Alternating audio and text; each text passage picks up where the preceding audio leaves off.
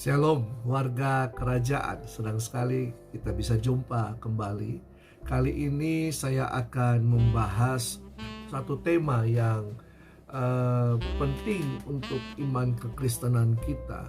Temanya adalah atau judulnya adalah Natal, perlukah dirayakan? Ya, ini menjadi perdebatan. Ada sebagian orang Kristen yang setuju untuk merayakan Natal, ada yang tidak setuju. Mari kita lihat bersama-sama. Nah, Natal perlukah dirayakan? Kelahiran Yesus Kristus merupakan sebuah berita nubuatan kepada seluruh umat manusia. Yesaya 9 ayat yang ke-6 mengatakan, seorang anak telah lahir untuk kita, seorang putra telah diberikan untuk kita, lambang pemerintahan ada di atas bahunya, dan namanya disebutkan orang penasehat ajaib, Allah yang perkasa, Bapa yang kekal, Raja damai.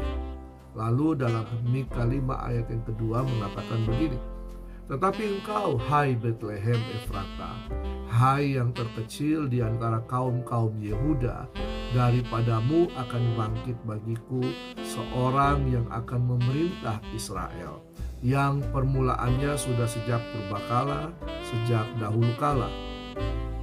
Pernyataan sejak purbakala dalam bahasa Ibrani adalah kerem, yang berarti is atau ancient time atau earliest time atau beginning. Nah, apa yang terjadi pada zaman lampau di waktu awal atau pada mulanya di bagian timur? Nah, kita lihat bersama di dalam Kejadian pasal yang ketiga, di situ dikatakan, aku akan mengadakan permusuhan antara engkau dan perempuan ini, antara keturunanmu dan keturunannya. Keturunannya akan meremukkan kepalamu dan engkau akan meremukkan tumitnya. Nah, apa yang terjadi di Taman Eden sewaktu manusia jatuh dalam dosa? Ini adalah yang dinamakan proto-evangelium, yaitu pemberitaan Injil pertama kali di waktu awal dan pengharapan kepada Mesias. Di permulaan waktu tentang seorang anak yang akan menghancurkan kuasa iblis, yaitu Yesus Kristus. Mengapa kita bisa merujuk kepada Yesus Kristus? Nah, perhatikan kata engkau akan meremukkan tumitnya. Nah, tampaknya di sini Allah secara khusus menyebut kata tumit.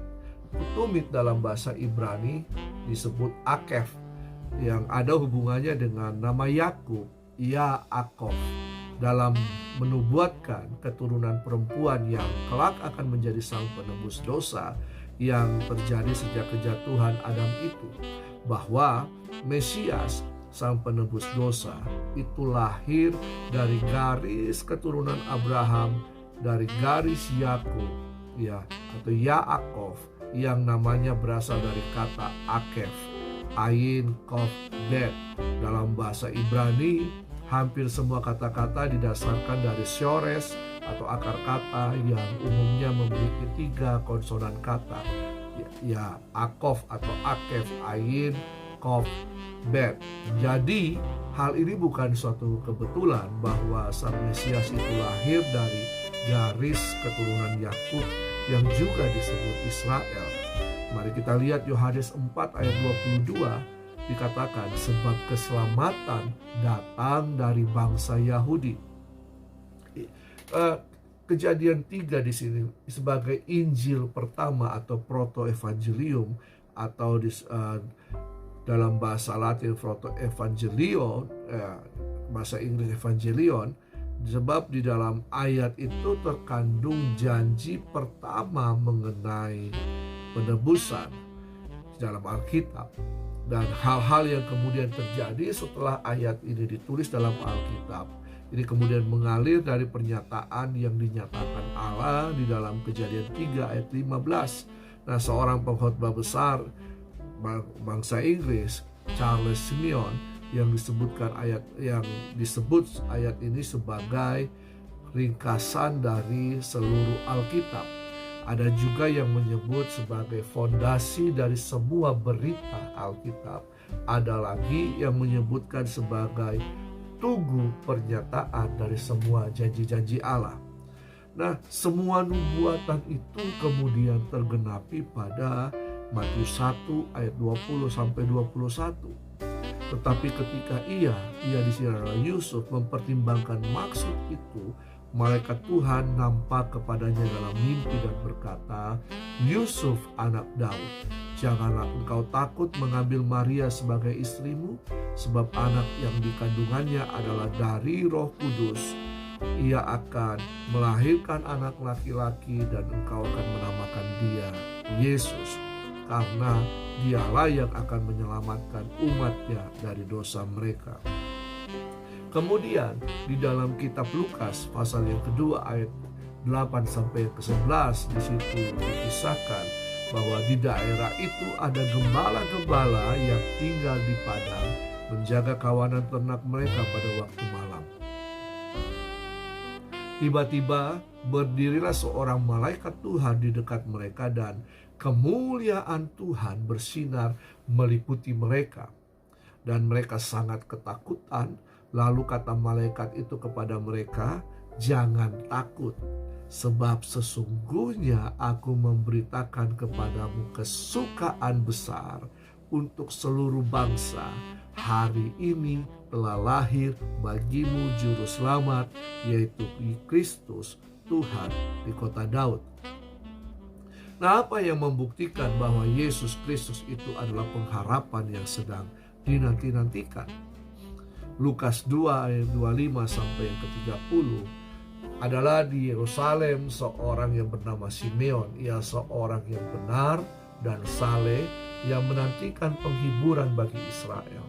Roh Kudus ada di atasnya dan kepadanya telah dinyatakan oleh Roh Kudus bahwa ia tidak akan mati sebelum melihat Mesias, yaitu Dia yang diurapi Tuhan.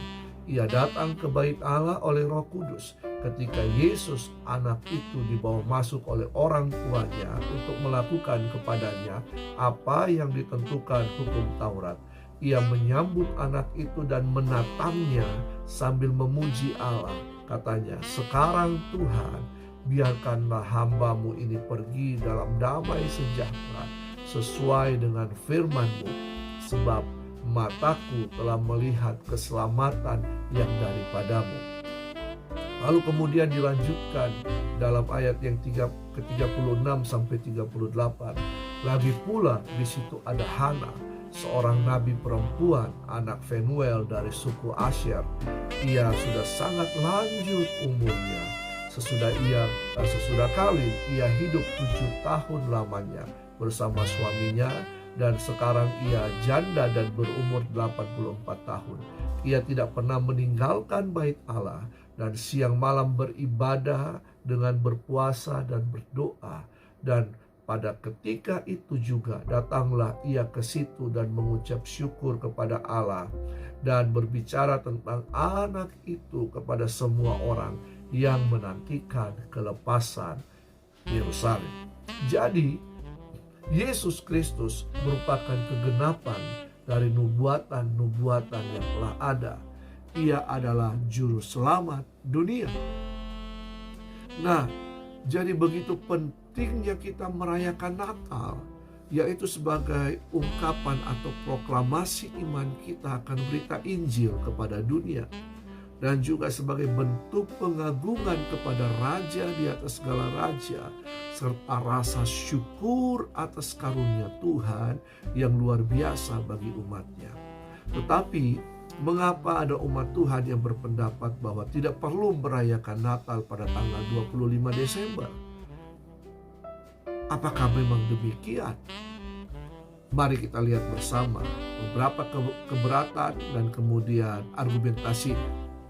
Nah, keberatan yang pertama bahwa tanggal 25 Desember dipilih untuk mengganti festival pagan Romawi yang dinamakan Saturnalia. Saturnalia adalah festival musim dingin yang populer, sehingga gereja Katolik dengan bijak menggantikannya dengan perayaan Natal. Ini tanggapan atau keberatan yang pertama. Tapi bagaimana dengan tanggapan atas keberatan yang pertama ini? Bahwa Saturnalia adalah peringatan winter solstice, yaitu titik terjauh matahari dari garis khatulistiwa bumi. Namun demikian titik winter solstice ini jatuh pada tanggal 22 Desember. Memang benar bahwa perayaan Saturnalia dapat dimulai sejak tanggal 17 Desember sampai 23 Desember. Tetapi tanggalnya sendiri tidak cocok atau tidak ada kaitannya dengan tanggal 25 Desember. Ya, nah itu keberatan yang pertama. Tapi juga sudah dijelaskan bahwa memang Saturnalia atau winter solstice itu jatuhnya antara 17 Desember sampai 23 Desember. Nah, Natal sendiri tanggal 25 Desember. Nah, keberatan yang kedua bahwa tanggal 25 Desember dipilih untuk menggantikan hari libur Romawi atau Natalis Solis Invicti, yang artinya kelahiran dari matahari yang tak terkalahkan atau dikenal sebagai hari kelahiran Dewa Matahari, jatuh tanggal 25 Desember. Nah, anggapan atas keberatan yang kedua ini, coba mari kita lihat. Pertama-tama kita memeriksa kultus matahari yang tak terkalahkan. Kaisar Aurelian memperkenalkan kultus Sol Invictus atau matahari yang tak terkalahkan di Roma pada tahun 274. Nah, Aurelian ini mendirikan pergerakan politik dengan kultus ini, sebab namanya sendiri Aurelian berasal dari kata Latin aurora yang artinya matahari terbit. Nah, pada waktu itu uang logam koin masa itu menunjukkan bahwa Kaisar Aurelian menyebut dirinya sebagai Pontifex Solis atau Pontiff of the Sun atau Imam Agung Matahari. Maka Kaisar Aurelian ini mendirikan kultus matahari itu dan mengidentifikasikan namanya dengan Dewa Matahari di akhir abad yang ke-3. Nah, yang terpenting bahwa tidak ada bukti historis tentang perayaan Natal Sol Invictus pada tanggal 25 Desember sebelum tahun 354. Ya, bahwa kalau kita perhatikan di sini, ya, naskah kuno tersebut juga menyebutkan bahwa Natus Christus in Bethlehem, Judea, atau kelahiran Kristus di Bethlehem, Yudea, itu di tanggal 25 Desember. Ya, saudara bisa baca nanti atau cari The Chronography of AD 354 part 12, Commemorations of the Martyrs, ya, dari MGH Chronica Minora itu tahun 1892 di page 712. Ya, 71-2. Jadi tanggal 25 Desember baru menjadi hari kelahiran matahari yang tak terkalahkan sejak pemerintahan Kaisar Julian yang murtad. Nah, Kaisar Julian ini pernah menjadi Kristen, tetapi telah murtad dan kembali ke paganisme Romawi. Bahwa sejarah mencatat Kaisar Julian itulah yang menentukan hari libur pagan tanggal 25 Desember. Nah, ini menyatakan apa? Ya, bahwa fakta-fakta menunjukkan bahwa matahari yang tak terkalahkan itu bukanlah dewa yang populer atau di kekaisaran Romawi, sebab sebenarnya memang bukan dewa tetapi suatu karakter yang dihubungkan dengan kaisar tertentu. Nah, lagi pula tradisi perayaan pada tanggal 25 Desember memang tidak ada dalam kalender Romawi sampai setelah Roma menjadi negara Kristen. Nah, kelahiran sang matahari yang tak terkalahkan ini adalah sesuatu yang jarang dikenal dan tidak populer. Perayaan Saturnalia yang disebut di atas lebih populer, ya sepertinya lebih mungkin bahwa Kaisar Julian yang murtad itulah yang berusaha memasukkan hari libur pagan untuk menggantikan perayaan Kristen. Ya, penghubungan tanggal 25 Desember dengan perayaan agama pagan itu sejujurnya merupakan suatu hipotesa saja. Jika Anda, ya sekarang kan zaman canggih, saudara bisa mencari di Google atau di Wikipedia dan lain-lain bahwa penghormatan kepada Dewa Sol Invictus di kerajaan Romawi itu dimulai tanggal tahun 274 AD ya, atau Masehi, maka penghormatan umat Kristen kepada Kristus sang terang dunia, atau dalam kita bisa baca dalam Yohanes 9 ayat 5, itu sudah ada lebih dahulu daripada penghormatan kepada dewa atau Sol Invictus, dewa matahari kerajaan Romawi. Nah, memang nyatanya ada sejumlah orang yang menghubungkan peringatan kelahiran Yesus pada tanggal 25 Desember ini dengan perayaan dewa Sol Invictus itu. Nah, dari kalau kita lihat memang bahwa hipotesa ini dipertanyakan lagi ya. Bukti prasasti di zaman Kaisar Licinius menuliskan bahwa perayaan Sol itu atau dewa Sol itu jatuh tanggal 19 Desember. Nah, prasasti tersebut juga menyebutkan persembahan dewa Sol itu dilakukan di tanggal 18 November. Jadi bukti ini sendiri menunjukkan adanya variasi perayaan dewa Sol, dan juga bahwa perayaannya tersebut baru marak dilakukan di abad keempat dan 5, jauh setelah zaman Kristus dan para rasul. Jadi dengan demikian, pandangan yang lebih logis adalah bahwa para kaisar itu yang mengadopsi perayaan Natal tanggal 25 Desember sebagai perayaan dewa mataharinya, daripada kita umat Kristen yang mengadopsi dari mereka. Jadi tuduhan bahwa kita mengubah hari raya pagan atau hari kelahiran dewa Sol atau matahari yang tak terkalahkan itu tanggal 25 kita ubah menjadi hari kelahiran Yesus Kristus tanggal 25. Padahal sebaliknya ya, sebaliknya paganisme itu yang mengubah ya, mereka yang mengadopsi tanggal itu. Nah, keberatan yang ketiga, bahwa Kristus tidak mungkin lahir di bulan Desember, sebab kitab Lukas menjabarkan atau menggambarkan bahwa para gembala mengembalakan domba-domba di padang Bethlehem. Gembala tidak mengembalakan pada saat musim dingin, maka Kristus tidak mungkin lahir di musim dingin. Mari kita lihat tanggapan yang ketiga ini, atau keberatan yang ketiga. Nah, ingat bahwa secara geografis Palestina bukan Inggris atau Rusia atau Alaska atau Amerika. Ya, itu Bethlehem itu terletak di lintang 31,7 dari garis khatulistiwa, atau lebih dekat sedikit ke khatulistiwa daripada ke Amerika. Ya. Jadi pada waktu Desember itu masih nyaman untuk berada di luar di bulan Desember ya. Begitu juga di Bethlehem ya.